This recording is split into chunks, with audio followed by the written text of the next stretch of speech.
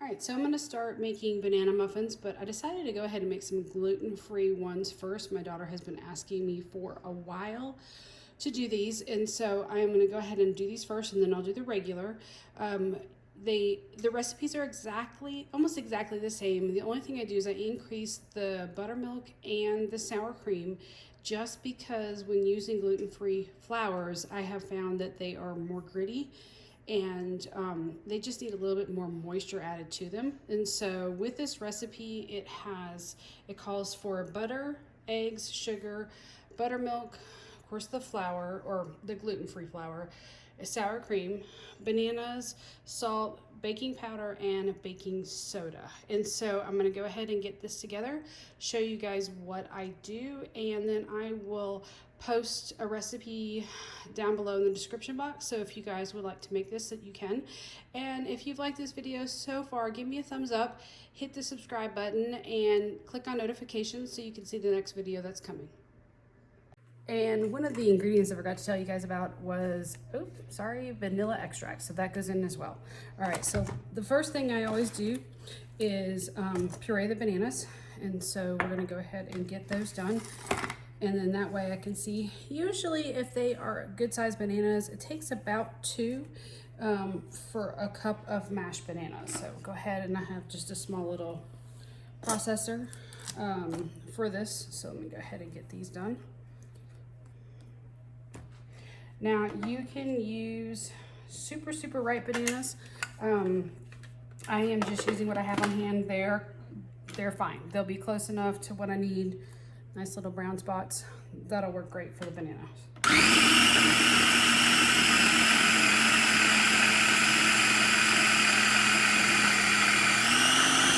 All right, I know you guys can't see that. Sorry, I have it kind of hidden behind the mixer, but just a little KitchenAid food processor. I need a larger one, but for now, the little one will work. So you just want to puree it to about like that, and then you are good to go. Now, there have been plenty of times that I have just dropped the bananas in here and just whipped them up really fast, and that works too. So it's really up to you.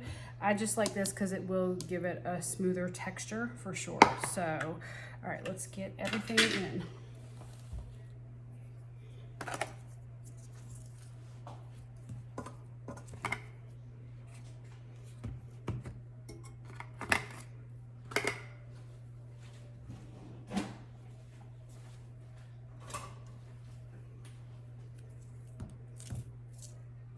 All right, so we're gonna start with 1/3 cup of butter, and I have been letting this come to room temperature. So I'm gonna go ahead and put it in. Grab my spatula real quick. My grandma always taught me that if there is extra butter here, always grab it. Don't leave it behind for anything. So go ahead and get that added in. And then to that, we are gonna add 2/3 cup of sugar. And then we are going to add in the eggs. All right, sorry, loud. All right, 2 eggs. Now, normally I do crack these into a bowl, and that way I don't make sure, that way there's no shells that get in there. But for now, this will work, and looks like we were lucky, so no shells. Well, almost no shells, look at that. So I would say definitely go ahead and, there it is. See, again, this is real kitchen stuff. I know I can edit this out, but there we go. Got it. No big deal. So, but that's why I typically do it. But I'm feeling a little pressed for time to get this done, so I'm kind of not doing what I know I should be doing. So, all right, let's get this going. I'm gonna start it off slow at first, and then I'm gonna increase the speed to mix it all together.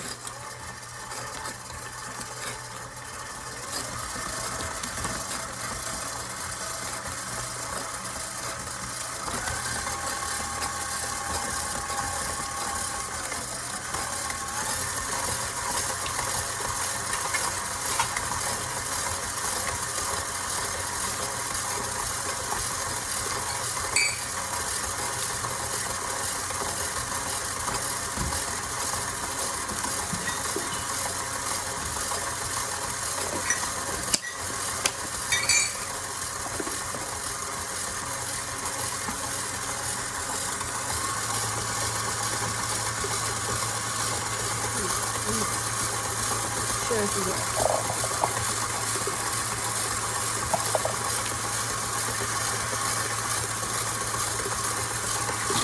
All right, we've got that mixed together. There is still some chunks of butter, but it will all blend. Sorry, my mixer is very loud. By the time it gets done. So, all right, from here we are gonna add in the buttermilk and the sour cream. Now, the original recipe calls for 3 tablespoons of buttermilk, but I increase it to a 1/4 cup. No, I'm sorry, a 1/3 of a cup.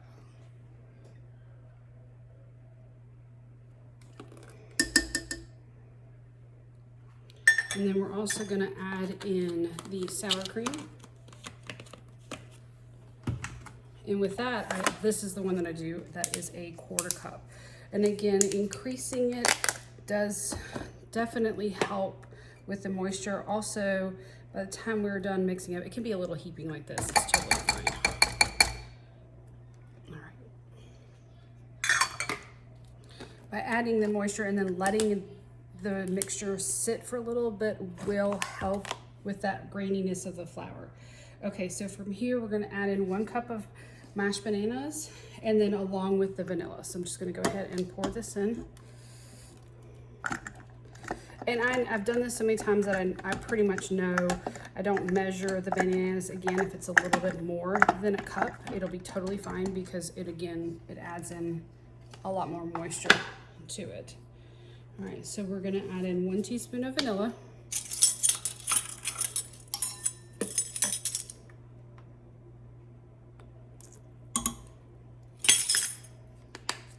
All right, and then I'm gonna let this all blend together here.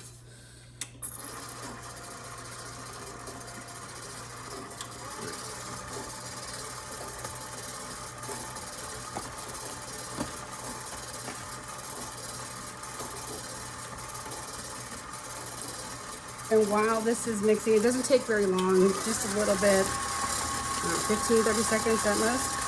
And go ahead and turn it off. And then I am going now, normally with the regular recipe, I will sift the flour before I use it. I don't do that with the gluten-free flour. I'll be quite honest, I don't have a ton of experience with gluten-free flours. And so I just use it normal. I don't sift it at all, So from here, we're going to add in the flour. Again, sorry, the mixer is so loud. It calls for 2 cups of flour. I'm gonna go ahead and add in, if we can. All right. Almost, close enough. 2 cups of flour. Just gonna grab a little tablespoon of some more flour because it was just a little short. All right, there we go. All right, from there we're also going to add in a 1/2 teaspoon of salt, and then a 1/2 teaspoon of baking soda, and then a teaspoon of baking powder.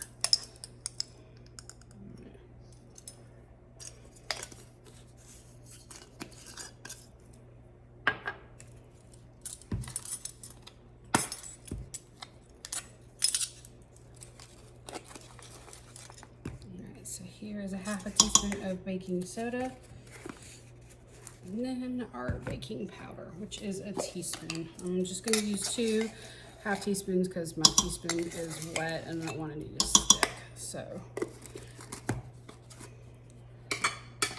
all right, and then from here, just mix it up. And when I let this rest, I'm actually going to go ahead and scoop it into the muffin tins first, and then let it rest in there while I clean this out and then get ready for the regular muffins as well. But like I said, anytime I do anything gluten-free for her, I always do it first. And just so everybody knows, so I don't have to hear how dangerous it is, because hers is not super severe, we can still have flour in our house, and it has not caused her any issues. She's had it for 7 years. I am able to make things. I keep it clean. The kitchen gets bleached, and everything is perfectly fine. We are very careful, and she has already told me that she didn't want me to give up the one thing that I loved, which is baking and making stuff. And so, you know, it is a huge part of what I do. And so I don't have a whole lot of gluten-free experience in the sense of really testing out recipes. I do have some that are just naturally gluten-free and a few things that have worked, but we just stick with what works. And for her, there are just some things, honestly, that are even gluten-free box mixes that work, and she likes them. So we go with what works for our family. You know, please do whatever works for your family. Don't do what we're doing. If you know, you have to know your own limits, and this is what works for us. So all right, so I'm gonna go ahead and get muffin tins, get this scraped out into muffins, and then we're gonna let it rest for 20 minutes before we put it in the oven. All right, so for her muffins, I've already scraped down the bowl just to make sure everything gets mixed up. I believe this is a number 16 scoop, but I will double check and put it in the description box below. And then we are gonna go ahead, and fill as many muffin tins as we can with what she has. Now, she just wanted hers plain. She did not want to add anything. She actually can't eat nuts, which is why for her, we don't use almond flour. She not only has celiacs, but she has ulcerative colitis as well. And so that prevents her from eating a lot of different things. And one of those things is nuts. So nut flours are completely out for us. And so this is why in the beginning, we didn't realize that she couldn't do nuts because we didn't know she had ulcerative colitis.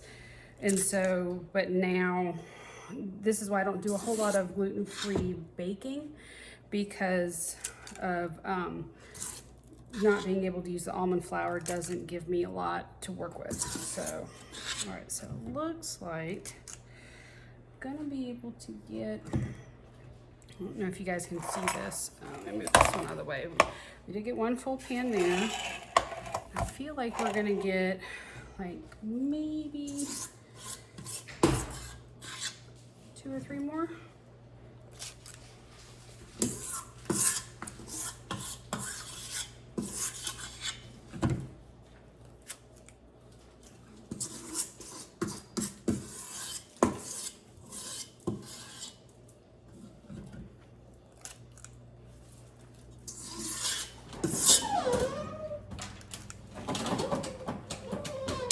Okay, so we've got a total of 15. So I'm gonna take these out, and then we're gonna go ahead and bake these off, clean everything up, and then get ready to make some for the rest of us.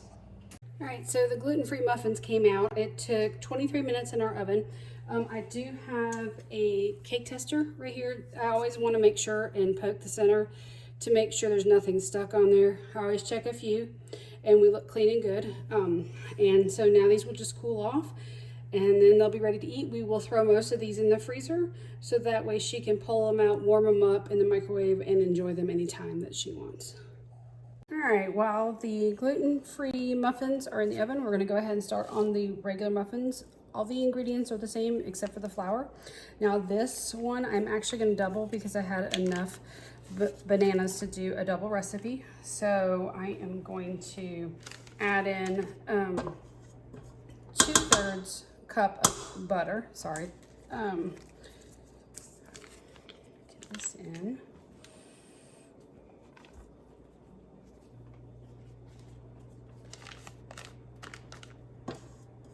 All right, and then we are gonna add in 1 1/3 cup sugar. Sorry, I have to double check the recipe. I'll make sure I was telling you guys the right ingredients, or the right measurements, I should say. And then from there, I'm gonna go ahead this time and I'm gonna whisk, cream these together before adding in anything else.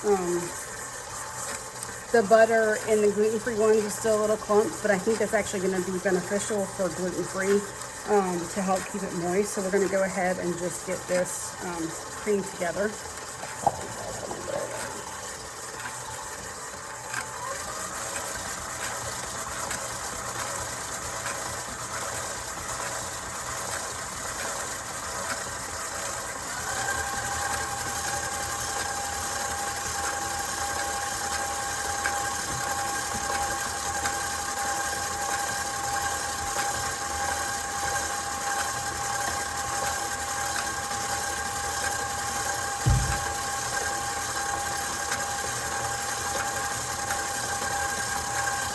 so that looks pretty good. So now I'm gonna go ahead and add the eggs.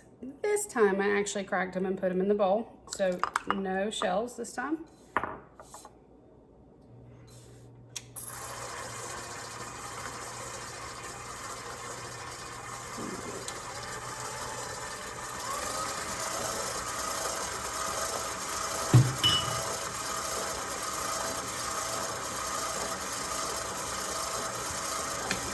And so that was 4 eggs that went in there.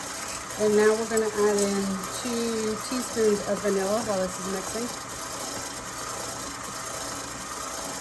And remember, this is a double recipe, but I'll have the recipe for just single batch in the description box below. And while that's continuing to mix, we're gonna just go ahead and add in the sour cream, the buttermilk, and the bananas. So for this, we're gonna need 4 tablespoons of sour cream. I just do heaping.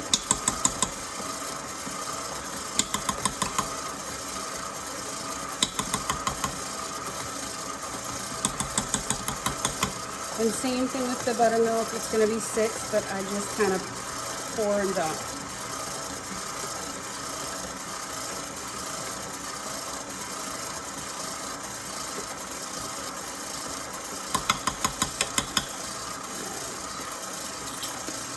Now we're gonna go ahead and turn it off for just a minute and lower it. Sorry, it's so noisy. I actually spray painted and changed the color of my mixer, and I still need to work on the sides to get it to stop making that crazy sound. So I do apologize. It is a bit loud, but I just want to get the sides scraped down for a minute because some of the sour cream kind of flung to the sides. All right, so now we're going to add in the bananas. This is going to be 4 cups, 2 cups, sorry, 2 cups of bananas. It might be a little bit more than that, but you can't ever have too many bananas in banana bread. So all right, now they are a little brown looking, but that's because I went ahead and pureed them ahead of time while I was cleaning everything up. So, all right, so we're gonna go ahead and raise this up, give this a mix for a second.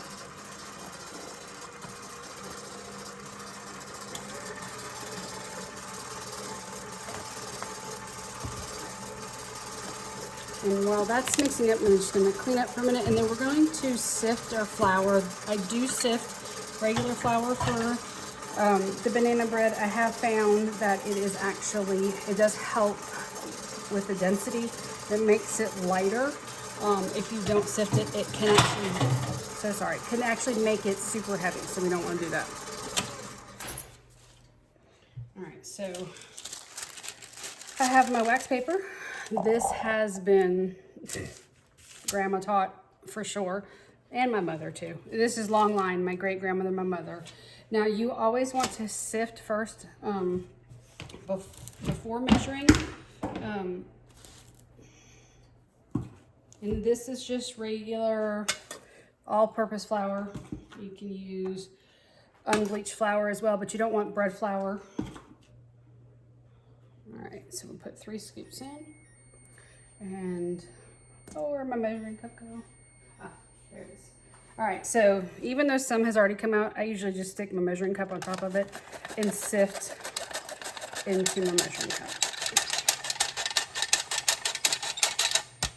All right, so we are good to go. Anything left like that, I just dump it back in my flour container. All right, so I hear the timer going for the gluten-free banana muffins, and go check that, and we'll be right back. Not quite ready yet, so give it the timer another 5 minutes, so we'll see what happens.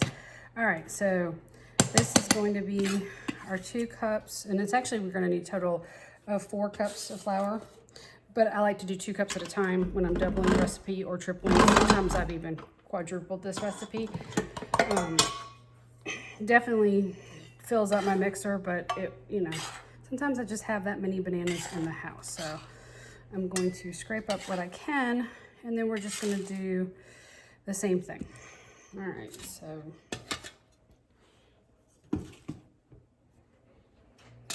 one and 2, and then again, just sift. I just sift right over. You don't have to do it this way. I just do it this way. So, all right, not quite full, but super close. I tap. I don't know why I tap, but I do. I guess it's just something I've always done. I know I've seen some cooking shows where they're like, don't tap, it makes it too thick, but it works for me, so I tap. All right, so we get 4 cups of flour in here. And then from here, I just take, even though I've already sifted it, never had an issue putting it right back into my container, just lift it up. I know you guys can't see it, but just drop it in there. And I keep this wax paper, likely because this is how my great-grandmother, my grandmother always did it. They always had their little fold of wax paper in their sifter. This is the exact same sifter that they had as well. I love the style. It is old-fashioned, but it works so much better than the ones you have to squeeze. And so I will put a link in the description box below on where I got it on Amazon, so you guys can take a look. If you don't have one, these are great. And I know last time I checked, they weren't that expensive. And so I just store it back like this, and we're good to go. All right, so from here, I'm going to add a teaspoon of salt. All right, I'm actually going to grab some other measuring spoons.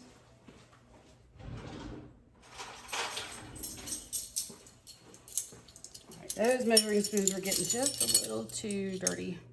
All right, so 1 teaspoon of salt.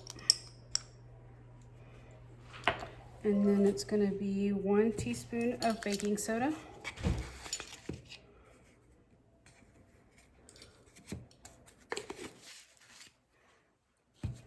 And then it's going to be 2 teaspoons of baking powder. Oh, come on. There we go. 1.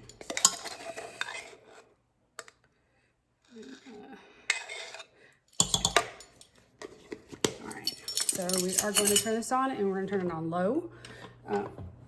This way it doesn't, hopefully we don't splatter flour everywhere. So we're going to start low.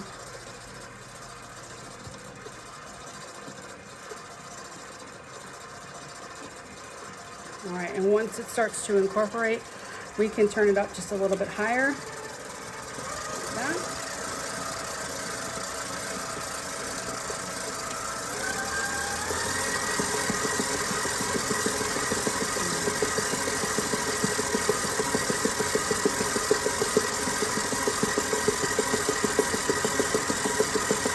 All right.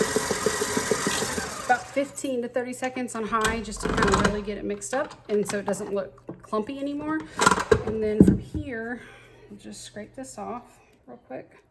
We're going to give the bowl a mix around the edges and the bottom, just to make sure that everything was mixed up and there wasn't a problem. Because sometimes as you're mixing, you can just miss something. It just happens. It can be on the edge, it can be on the bottom. So just give it a good stir like this, and then just double check, make sure you've got everything. And so the key with this as well is to let it rest for 25 minutes. But what I'm going to do is I'm going to go ahead and get my muffin tins ready and get them lined while this is resting, and then get my different fillings, and we're going to go ahead and get those set up, and then I'll show you what different flavors we're going to do. All right, now we're going to start the next batch of muffins. So these are the regular ones. The gluten-free ones are cooling and got a thumbs up approval from our daughter. So, all right, so I still have another big scoop. It's about the same size, but I'm only gonna fill it about halfway, and you'll see why. Let's get some of these scooped in here. So I'm just gonna go through on this first tray and put about half full of each muffin.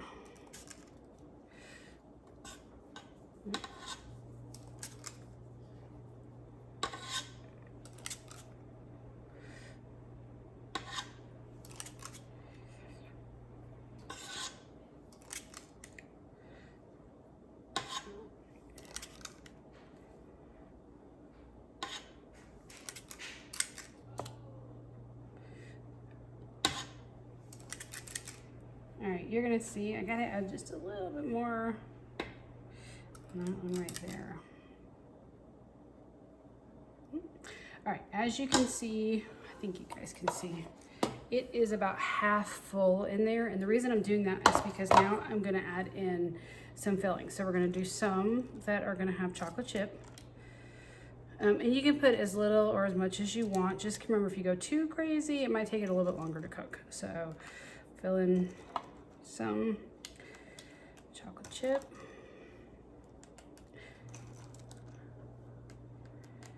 All right, and then we're gonna do some with pecans.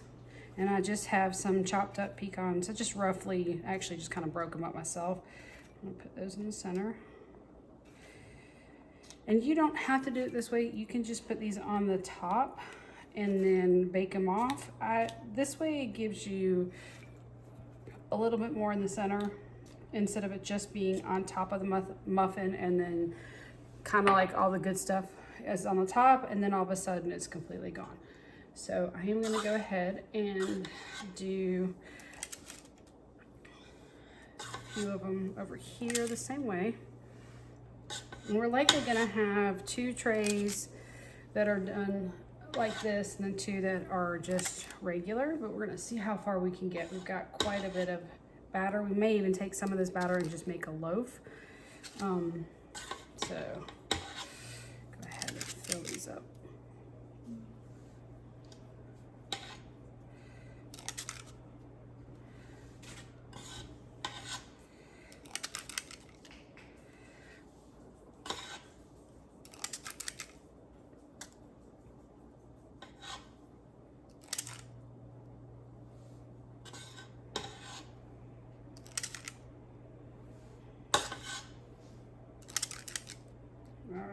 So now you can take, another favorite is peanut butter. So I took peanut butter, I just scooped some out into a bowl. This is probably about a cup's worth. I don't know if we need quite this much, but I just scooped some out. And then I'm gonna pretty much cover that entire bottom muffin with the peanut butter.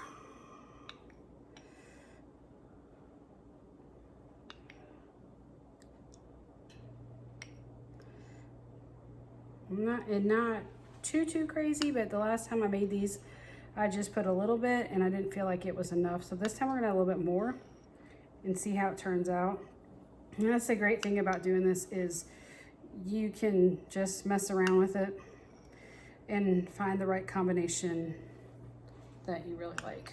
So this whole pan is gonna be peanut butter, but we're gonna, for 6 of them, we're gonna do something just a touch different. 6 will be plain. All right, and so we have a little bit left to drizzle on top. We may have to melt a little bit more, but we'll see. All right, so 6 will still be peanut butter, but the other 6 are going to have chocolate chips in the center as well. And we're gonna do a peanut butter chocolate chip banana muffin. So do like this. It's likely, because the peanut butter is still pretty warm, that it might start to melt a little bit, but it'll be okay, because what's wrong with melted chocolate? So, and these are just semi-sweet chocolate chips.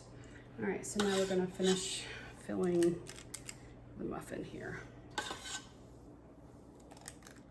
Now, these are a little full, so we'll see how well they do in the baking process, or will they like completely go over, or will they hold their shape pretty well.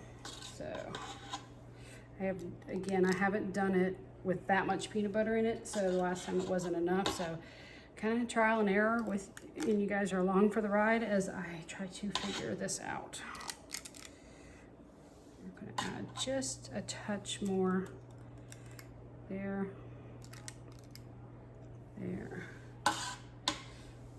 just to cover up. There we go. All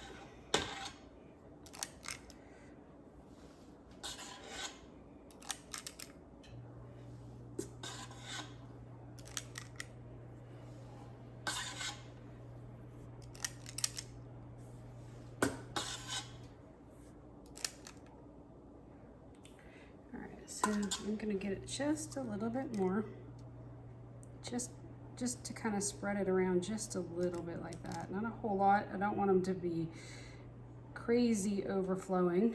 But again, even if they are and they bake up, who cares? We're eating them, nobody else is. So again, doesn't always have to be pretty to be yummy. So we're gonna drizzle just a little bit of peanut butter over the top, like this. And I am gonna top the ones that have chocolate chips in the middle with a few more chocolate chips, just so we can tell which one's which. Getting low. I think we have just enough. Yeah, not just enough peanut butter. So it looks like a cup of peanut butter worked. All right. All right, so now we'll just put some chocolate chips on top, just so we know, and not a whole lot, but just a few to let us know which ones have the chocolate chips in them.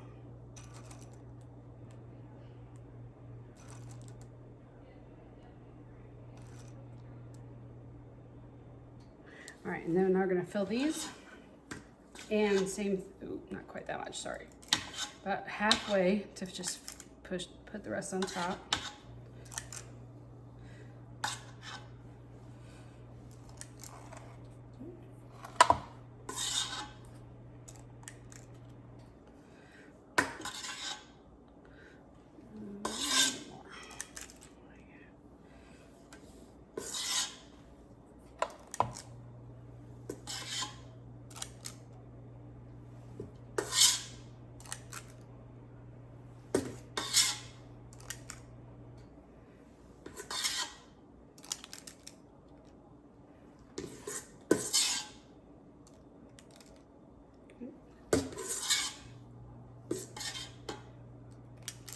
All right, just check a little bit more in a few spots, and then just spread it out a little bit. All right, same thing. We will top pecans and chocolate chips on these, and you can have fun with this. I mean, you know, you can mix the pecans and the chocolate chips together. You can add marshmallows in here if you wanted to do like a marshmallow cream with the peanut butter and chocolate. You can come up with different creations. Banana bread is pretty mild in flavor, so you can kind of have some fun with it and do some different things. So, and these were resting for 25 minutes before I did this, so they will be ready to go into the oven as soon as we're done topping it.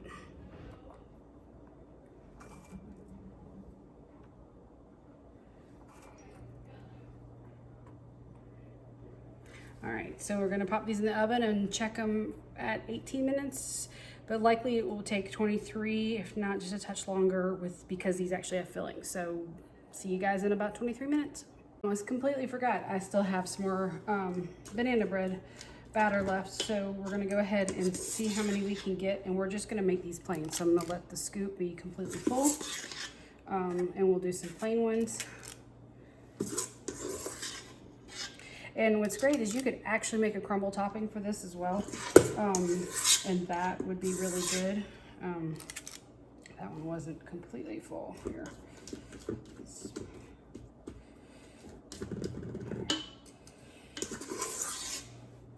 You could just make a crumble topping even with oats, and then add a little sugar, butter, flour, and then just kind of do, like I said, something different, something unique. You don't always see crumble topping on a banana. All right, so we're getting pretty low here. I'm just gonna scrape. I don't have enough to do that fifth one, so we're really actually only gonna get, oops, 5, I believe. Let's see what I can do.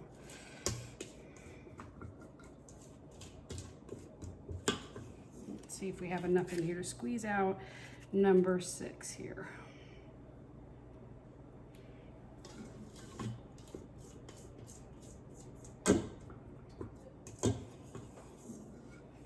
Yep, actually did. Had just enough to give me 6 muffins. There we go. So this double batch actually made 30 muffins total. So I am going to just kind of wipe this out real quick just so it doesn't bake in there. There we go. All right, so we're gonna pop these in the oven. These should take about 18 minutes or so, maybe 23. Again, we'll check them and see. It always depends. Various things to play a factor on how long they take, but always a good place to start is 18 minutes and then check. So we'll show you the final result in just a little bit. All right, so the banana muffins are out of the oven. They smell wonderful and they look amazing, and nothing overflowed. It looks like they held their shape perfectly, so that is great. So we're gonna let these cool for a little bit, pop them out, taste the peanut butter chocolate chip ones, just because that's kind of new creation. I want to make sure that the peanut butter has it's enough filling in the center, and then we are done for the day. All right, the muffins are cooling off. They smell amazing. I am going to go ahead and try one just to, sorry, dishwasher, just to see how it turns out. I want to wrap this up, let these continue to cool. So I'll open it up in front of you guys. You can see this is the peanut butter and banana chocolate chip one. You can see where we put, where I scooped it out, each one, it almost kind of comes apart right in the middle. You can see where it almost splits, but that is perfectly fine. So the way, all right. Let's give this a try and see how it turns out. There's the inside of it right there. I hope you guys can see that. So let's see. Oops, hello.